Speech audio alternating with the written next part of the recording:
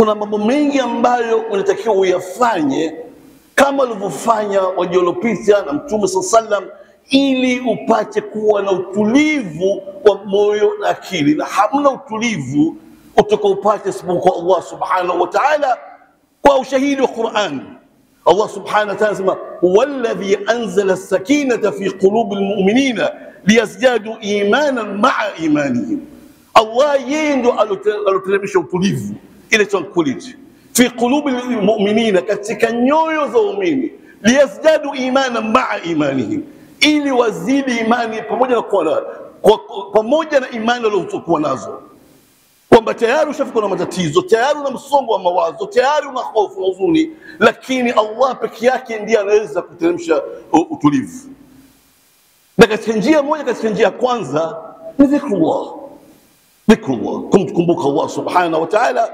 Ushahidi wa maneno Allah subhanahu wa ta'ala katika Qur'ani ambaye sema bidhikrillahi tatma'innul qulub, ala bidhikrillahi tatma'innul qulub. Kwa kumkumbuka Allah, neema zake, mitihani yake, na ukawa kwenye ulimi wako unaqadi rafid kwamba kila mara kwa Allah, basi Allah anasema ala bidhikrillahi, tambueni na kuwa na uhakika kwamba kumkumbuka Allah na kumtaja Allah kila mara, tatma'innul qulub, nyoyo zinakuwa na utulivu juu ya kwa matatizo uliokuwa nayo, ikiwa ya siha, ikiwa ya mke, ikiwa watoto, ikiwa ya kazi, ikiwa ya biashara, ikiwa yote.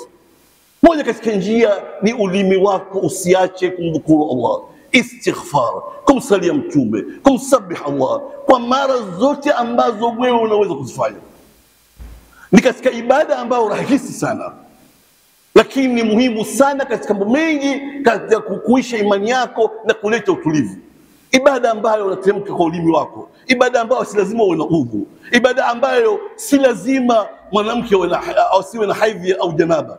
Katika hali yote ile, sehemu tatu tu Imam Nawawi anasema huwezi kumdhukuru Allah, ushaanza haja ndogo au kubwa, ushaanza kustarehe na mkeo na kwenye hutuba ya Ijumaa, kwa sababu inataka full concentration, akili yako iwe makini pale.